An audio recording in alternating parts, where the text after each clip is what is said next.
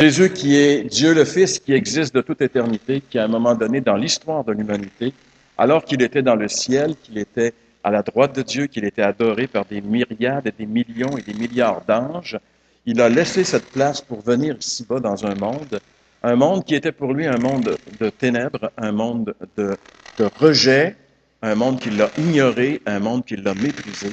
Jésus est venu pareil, sachant qu'il devait venir pour sauver les pécheurs perdus que nous sommes tous. S'il ne venait pas, il n'y aurait eu aucun espoir pour l'humanité. Et cette série qu'on fait, comme ça, une fois par mois, une des paroles de la croix, nous ramène au pied de la croix, là où le Seigneur a prononcé cette parole. Les évangiles nous ramènent cette parole.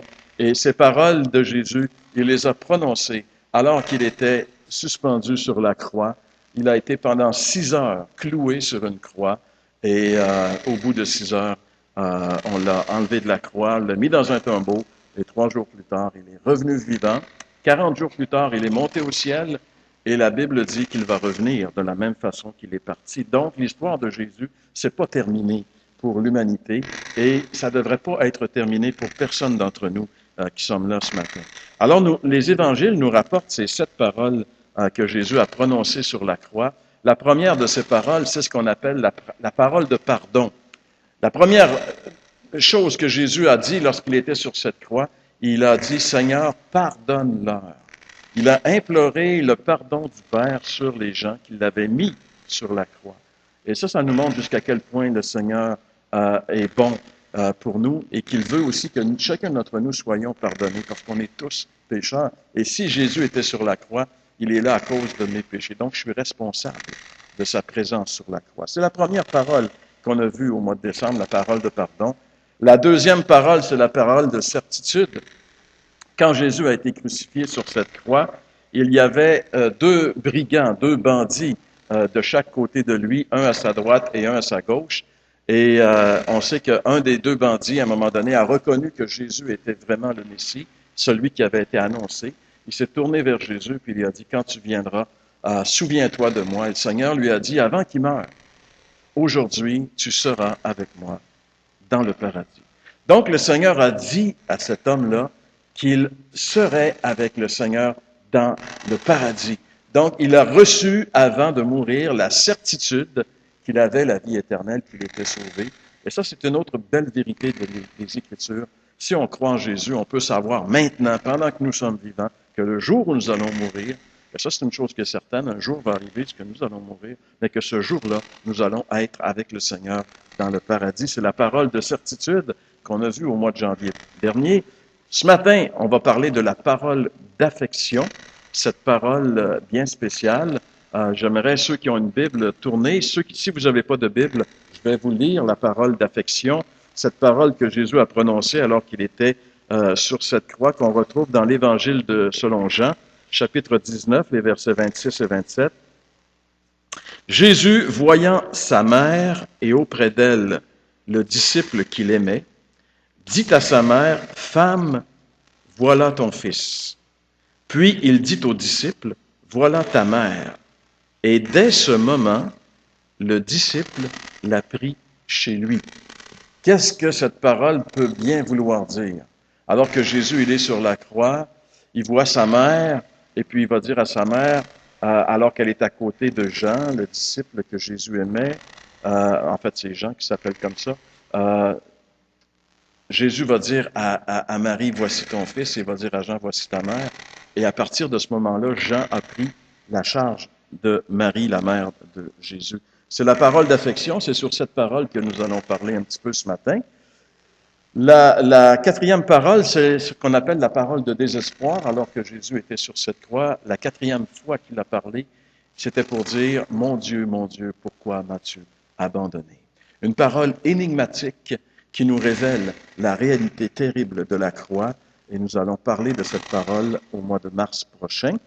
La cinquième parole, c'est ce qu'on appelle la parole de souffrance. Jésus va dire, j'ai soif.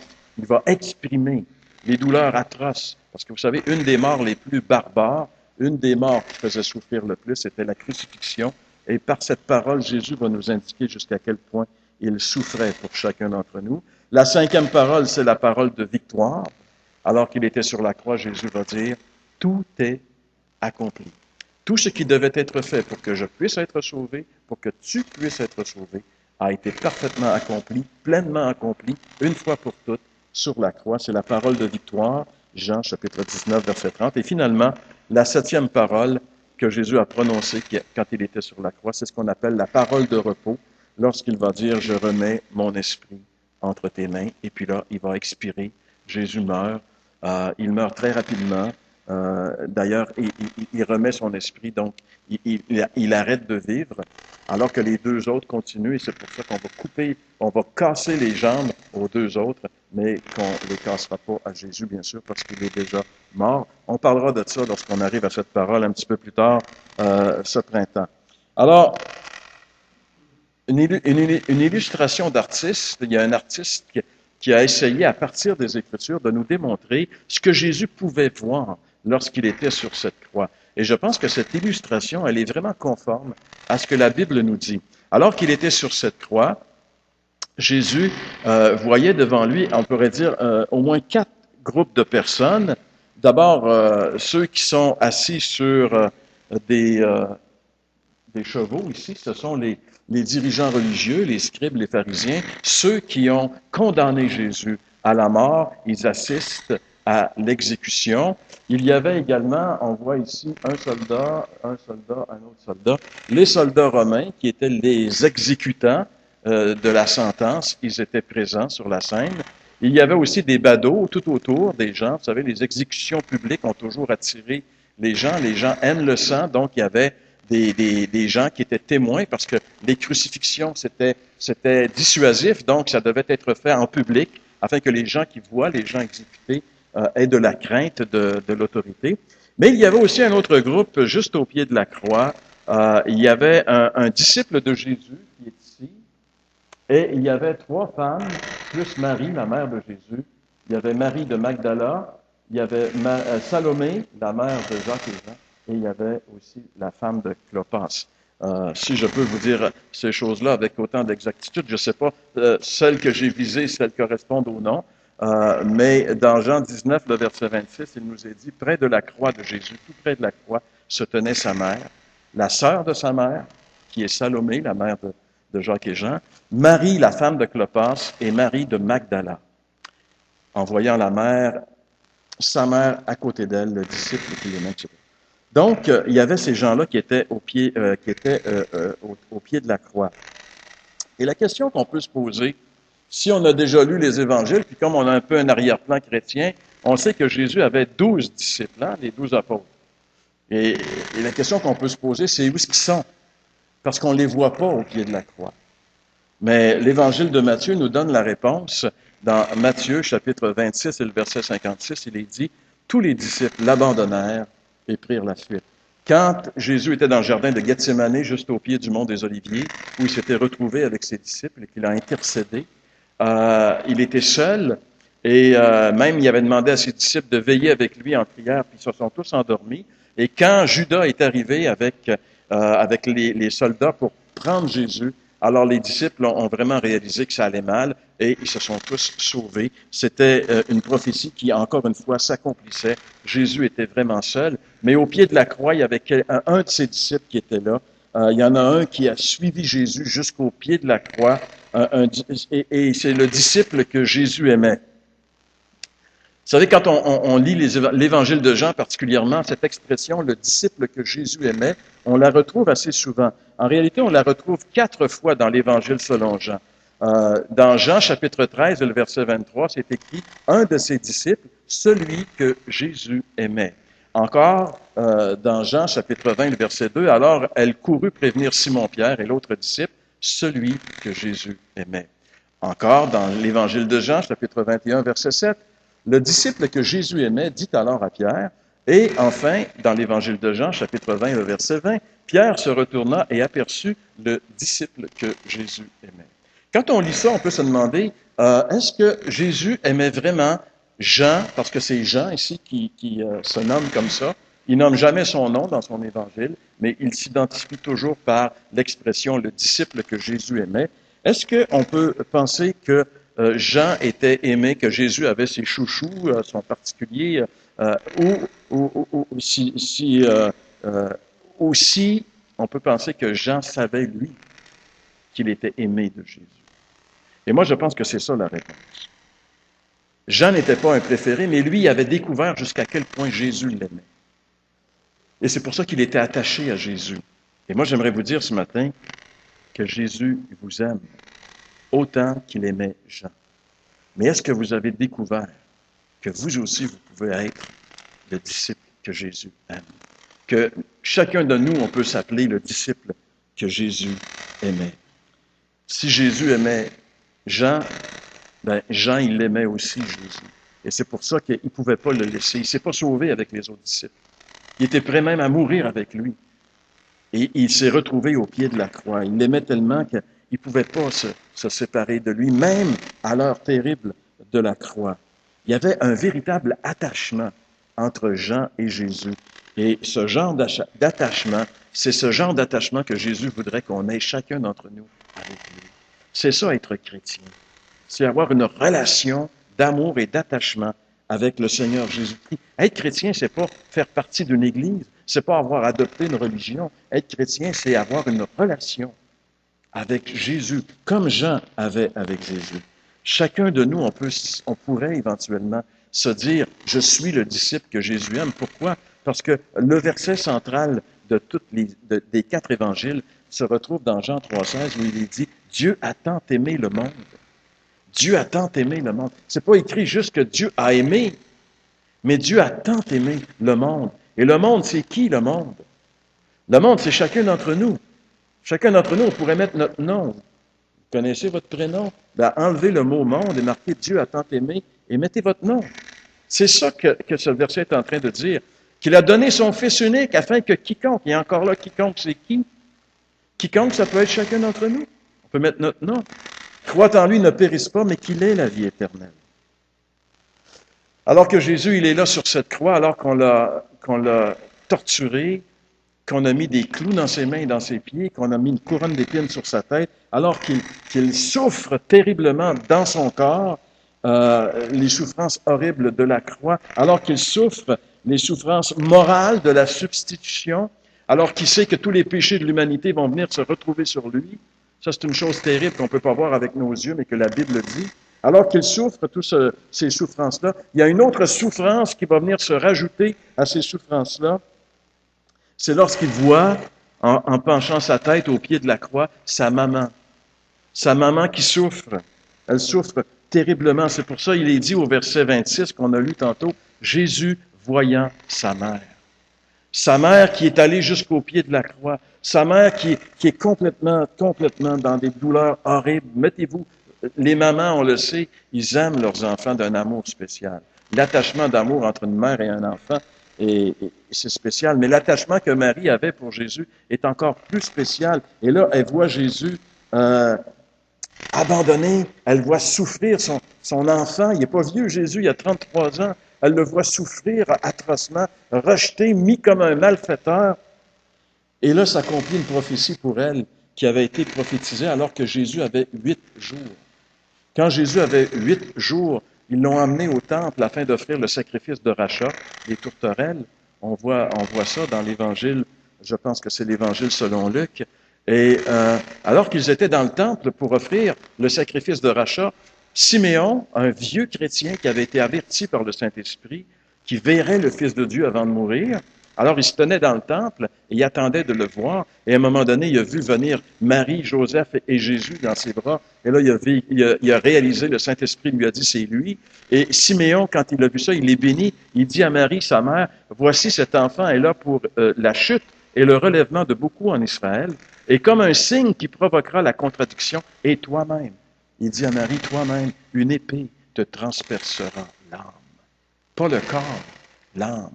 Et alors que Marie est au pied de la croix et qu'elle voit son fils, cette épée est en train de transpercer son âme. Elle souffre terriblement. Et Jésus, il est là, il voit sa mère. Il voit sa mère qui l'aime et elle ne pouvait pas le laisser. Elle l'a accompagné jusqu'au bout. Et Jésus va se pencher vers elle sur la croix, Vous savez, Jésus ne peut pas faire grand-chose, il ne peut pas la prendre dans ses bras. Il est cloué, il penche sa tête, et en la voyant, il va lui donner une parole d'affection.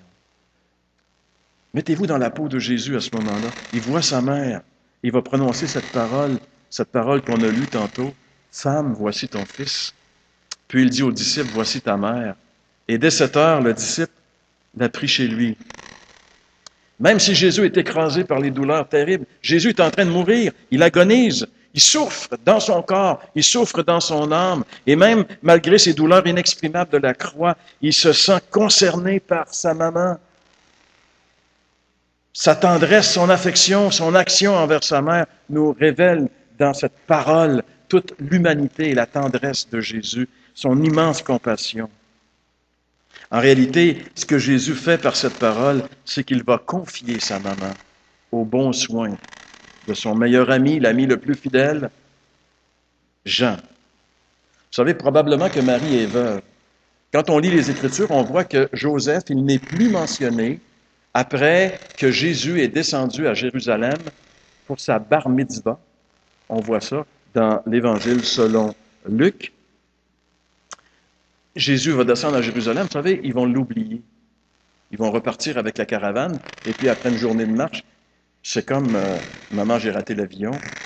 Où est Jésus? On a oublié Jésus, Jésus est resté. Mais comme c'était...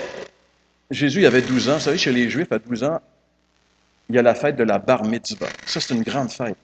L'enfant devient maintenant, au point de vue spirituel, majeur. C'est pour ça que bar mitzvah veut dire il devient un fils de la loi. C'est qu'à partir de ce moment-là, il a le droit de lire les Écritures dans la synagogue. Et c'est pour ça qu'on retrouve Jésus dans ce passage qui est en train de discuter avec les docteurs de la loi.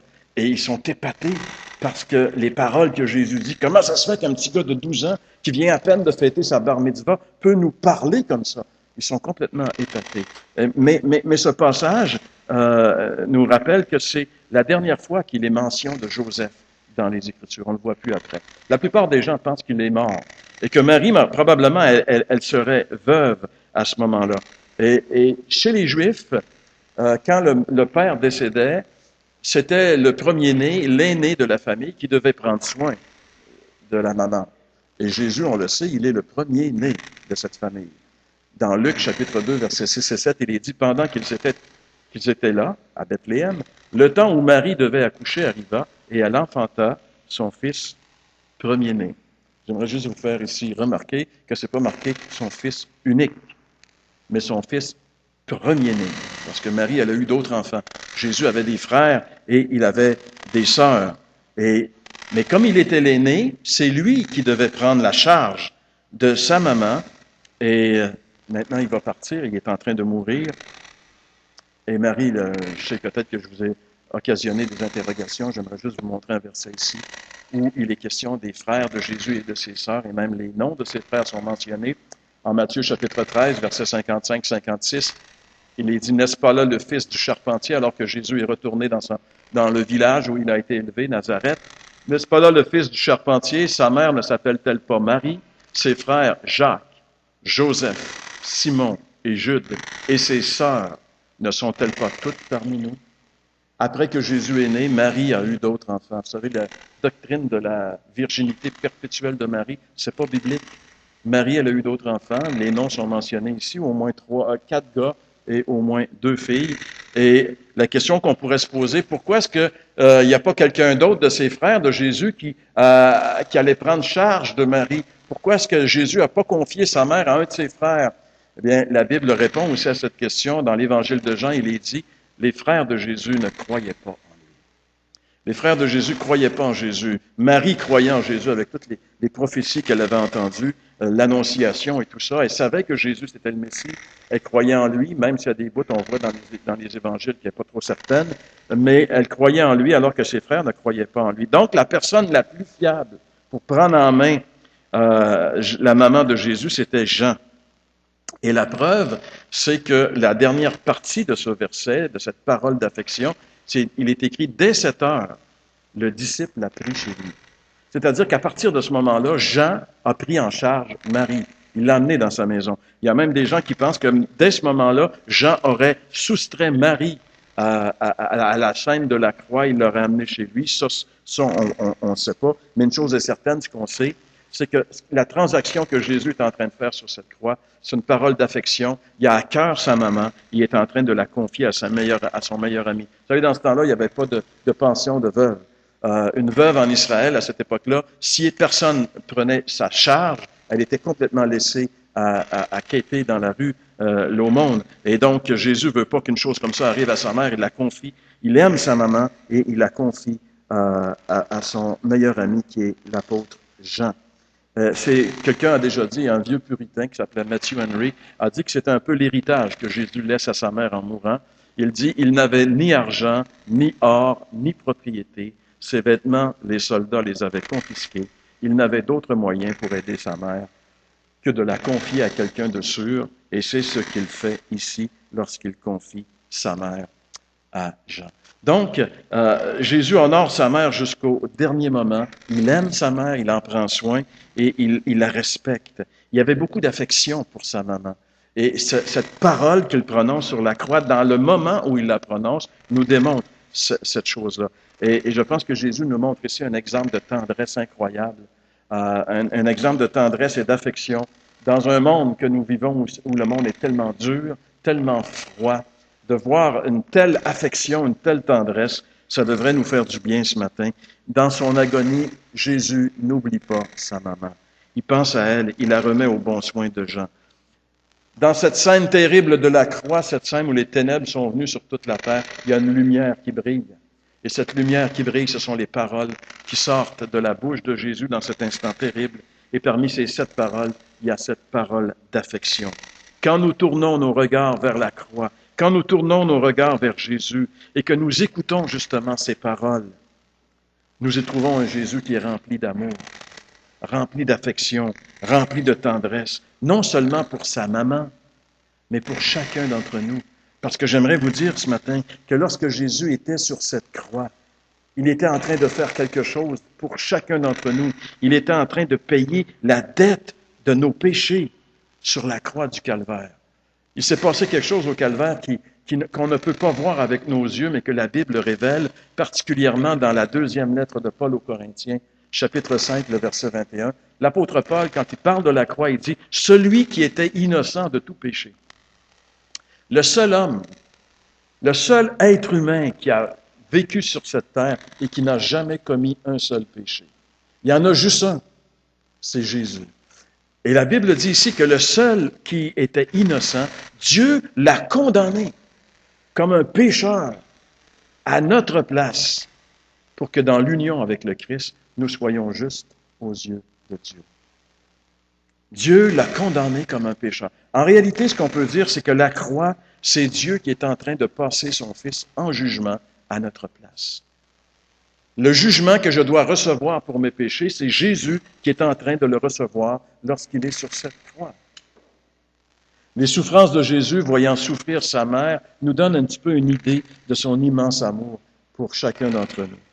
Le Seigneur sait tout de nous. J'aimerais vous dire ça ce matin. Le Seigneur vous connaît beaucoup plus que vous pensez. Il connaît toutes vos souffrances. Il sait ce que vous vivez. Il sait avec quoi vous vous débattez le dimanche matin, le lundi matin, les jours de semaine. Il connaît nos détresses, nos luttes intérieures que personne d'autre que nous connaît. Jésus les connaît. Il connaît nos difficultés. Il connaît nos échecs. Il connaît nos peurs. Il connaît nos appréhensions face au futur. Il connaît surtout le vide qui nous habite. Qui que nous soyons, nous avons tous à l'intérieur de nous un vide. Un vide qu'on essaie de remplir. On essaie de remplir avec la religion, ça marche pas. On essaie de remplir avec l'argent, ça marche pas. On essaie de remplir avec la boisson, ça marche pas. Avec la drogue, ça marche pas. On reste toujours vide. Il y a toujours dans la vie de tous les gens un vide. Et Jésus le sait que nous avons à l'intérieur un vide qu'on n'arrive pas à remplir. Les Rolling Stones le chantaient en 1964. I can't get no satisfaction. Je peux pas avoir la satisfaction. Il y a quelque chose qui manque dans ma vie. Tout être humain réalise ça, et même si on ne réalise pas consciemment, inconsciemment, on court après quelque chose, on ne sait pas c'est quoi. Et le Seigneur sait que nous avons un vide que lui seul peut remplir. Plus que n'importe qui d'entre nous, Jésus sait ce que ça veut dire, souffrir. Il connaît nos souffrances. Il a expérimenté les souffrances plus que n'importe qui d'entre nous. Est-ce qu'on sait ce matin que la raison pour laquelle Jésus a enduré l'humiliation et l'atrocité de la flagellation, que les douleurs terribles que Jésus a endurées lorsque les soldats romains, comme un vulgaire malfaiteur, l'ont pris et avec des scorpions, des fouets, qui sont des scorpions, lui ont labouré le corps, le laissant à demi-mort. Est-ce que vous savez pour qui Jésus a enduré ça? La Bible dit que c'est par amour pour chacun d'entre nous. C'est nous qui devions endurer les souffrances parce que nous sommes pécheurs. Mais lui qui est innocent a enduré ça pour nous. Savons-nous vraiment ce matin que la raison pour laquelle Jésus a accepté d'être condamné à la plus barbare des mises à mort, la croix, c'est parce qu'il nous aime, chacun d'entre nous. Savons-nous vraiment ce matin que la raison principale pour laquelle Jésus s'est retrouvé sur cette croix, c'est son amour pour chacun d'entre nous? Jésus est mort pour me sauver. Jésus est mort pour que mes péchés soient pardonnés. Jésus est mort sur la croix afin que le jour où je vais mourir, je puisse aller au ciel. Cette semaine, alors que je quittais ici mon bureau pour aller dîner le midi, à la radio, il y avait une animatrice qui s'appelle Isabelle Maréchal. Je ne sais pas si vous connaissez Isabelle Maréchal. Puis, elle avait une émission, je n'ai pas entendu son émission, j'ai entendu juste 2-3 minutes. Elle parlait de spiritualité, toutes sortes d'affaires. Mais j'ai entendu juste de sa bouche dire ceci, Isabelle Maréchal, je la cite, « Nous avons tous peur de la mort parce que nous ne savons pas ce qui arrive après. » Isabelle Maréchal, sur les ondes du 98 cette semaine, un matin. Et je pense qu'elle a dit la vérité. Elle a osé dire ça. Nous avons tous peur de la mort parce que nous ne savons pas ce qui arrive après. Mais j'aimerais vous dire ce matin que oui, on peut le savoir ce qui arrive après. Si on ouvre la Bible, Jésus nous a dit ce qui arrive après. Après la mort, il y a juste 2 endroits où on peut aller. Ou bien dans le paradis avec lui, si on a cru en lui, ou bien en enfer, si on a refusé son amour pour nous. Vous savez, hier, je suis allé à Belleuil. Je suis allé à Belleuil hier. Puis à Belleuil, si vous allez là de ce temps-là, vous allez voir une chose. À Belleuil, les gens, ils s'aiment. Parce que la ville de Belleuil, elle est remplie de cœurs. Partout, il y a des cœurs. Et comme on ne connaissait pas trop la place où on allait, on a pris la rue principale, on est monté là. Et à tous les lampadaires, il y avait des cœurs. Mais il n'y avait pas un cœur. C'est ça que j'ai remarqué. Il y avait 2 cœurs. À tous les lampadaires, il y avait comme 2 cœurs, entrés l'un dans l'autre. 2 cœurs. Et là, j'ai compris, c'est ça l'amour. L'amour, c'est pas un cœur. L'amour, c'est 2 cœurs. Parce que l'amour, elle doit répondre. Si on t'aime, tu dois répondre à l'amour. C'est pour ça que j'ai compris les 2 cœurs qu'il y avait à Belleuil hier. J'ai compris ça. Vous savez, à mon âge, des fois, on comprend des choses sur le temps, mais j'ai compris ça. L'amour, c'est pas un cœur, c'est 2 cœurs. J'aimerais te dire que quand tu regardes à la croix, ce que tu vois, c'est le cœur de Dieu pour toi. C'est un cœur. Mais quel est ton cœur face à ça? Quel est ton cœur? Est-ce que tu as répondu à l'amour de Jésus manifesté à la croix pour toi? On doit répondre à cet amour. On doit répondre à cet amour. Et peut-être tu me dis, ouais, j'aimerais ça, moi, répondre à l'amour de Jésus pour moi à la croix, mais comment est-ce que ça peut se faire? Qu'est-ce que je dois faire? La première des choses pour répondre à l'amour de Jésus à la croix pour nous, c'est de réaliser que nous sommes pécheurs, que nous sommes coupés de la présence de Dieu. La Bible dit dans Romains 3, 23, tous. Et tous, ça veut dire tous, sans aucune espèce d'exception. Tous les êtres humains qui ont vécu sur cette terre, tous les êtres humains qui vont vivre sur cette terre sont des pécheurs. Et parce qu'on est des pécheurs, il y a une conséquence. Tous ont péché, ils sont privés de la glorieuse présence de Dieu. Parce que je suis un pécheur, je ne peux pas rentrer dans la présence de Dieu. Parce que je suis un pécheur, le jour où je vais mourir, Dieu est obligé de m'envoyer en enfer. Je suis un pécheur. C'est là que ça commence. Vous savez, si vous voulez aller aux États-Unis et que vous avez un casier judiciaire, vous savez ce qui va se passer à la douane? On va vous retourner. Vous ne pouvez pas rentrer. On ne peut pas rentrer aux États-Unis avec un casier judiciaire. C'est une loi. Mais on ne peut pas rentrer au ciel avec un seul péché dans notre vie. C'est la loi de Dieu. Il faut que notre casier soit clean. Il faut que notre casier soit vierge. Alors, il faut que je reconnaisse ce fait-là. Premièrement, si je veux répondre à l'amour de Dieu sur la croix pour moi, je dois reconnaître que je suis un pécheur, que je ne mérite rien, sinon le juste jugement de Dieu parce que je suis un pécheur. Mais la Bible dit aussi que je dois deuxièmement croire que malgré mes nombreux péchés, Dieu m'aime. Et la Bible dit encore une fois, ce verset, on l'a vu tantôt, Dieu a tant aimé le monde qu'il a donné son Fils unique, afin que quiconque croit en lui ne périsse pas, mais qu'il ait la vie éternelle. C'est pour ça que Jésus est venu.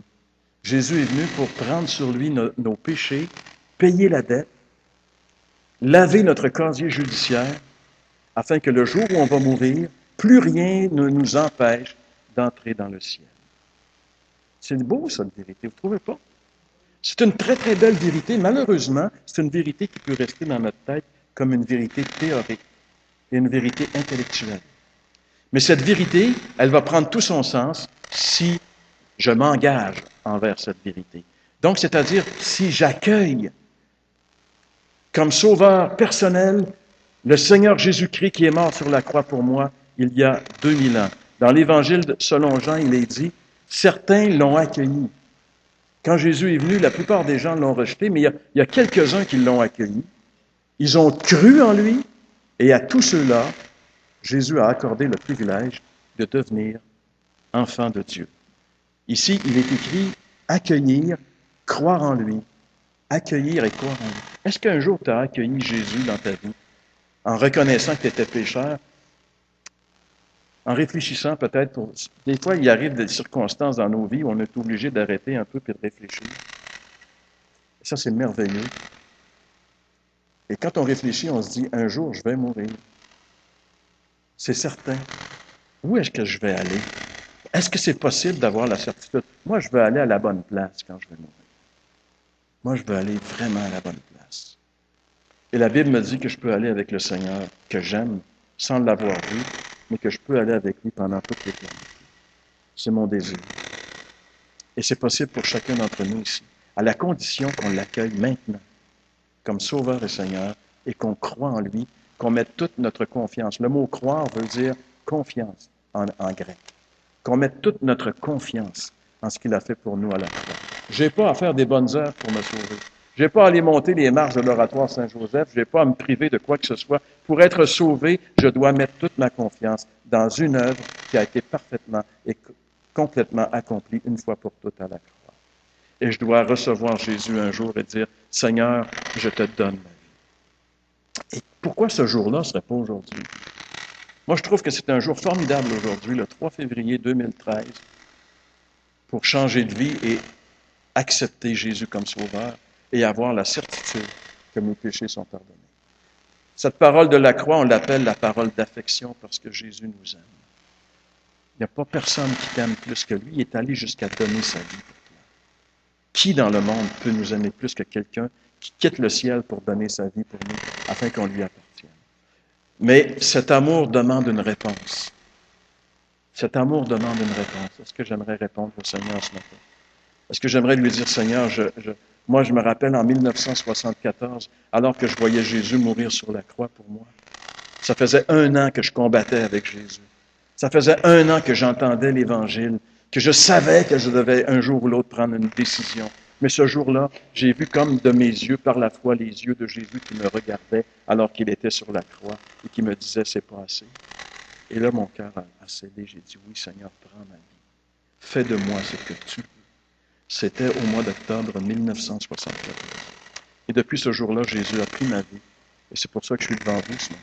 Mais j'aimerais vous dire que si vous faites cette prière sincèrement, la même chose qui m'est arrivée va vous arriver. Jésus va venir en vous, il va changer votre vie et vous donner une assurance face à l'éternité. Est-ce que vous le voulez ce matin? J'aimerais juste qu'on s'incline maintenant. J'aimerais prier. Si quelqu'un ici dans cette salle aimerait ce matin, même s'il n'a pas tout compris, aimerait juste dire, Seigneur, moi, je ne veux pas laisser passer à côté de moi cette possibilité d'avoir mes péchés pardonnés, la vie éternelle. Seigneur, tu dis que quiconque croit en toi a la vie éternelle. Moi, ce matin, Seigneur, je veux te recevoir comme sauveur. Si tu veux ça ce matin, j'aimerais t'inviter à prier avec moi, faire cette prière sincèrement. Dis simplement, Seigneur Jésus, je reconnais ce matin que je suis un pécheur. Je reconnais ce matin, Seigneur, que c'est mes péchés qui t'ont fait souffrir et qui t'ont fait mourir sur cette croix. Seigneur, je te demande pardon pour mes péchés. Je te reçois maintenant. Je t'invite dans ma vie, Seigneur. Je t'accueille. Viens dans ma vie. Prends le contrôle de ma vie et fais de moi à partir d'aujourd'hui celui que tu veux, celle que tu veux que je sois. Seigneur, je te remercie d'être venu. Je te demande maintenant de confirmer à mon esprit que je suis maintenant et pour l'éternité un enfant de Dieu. Amen.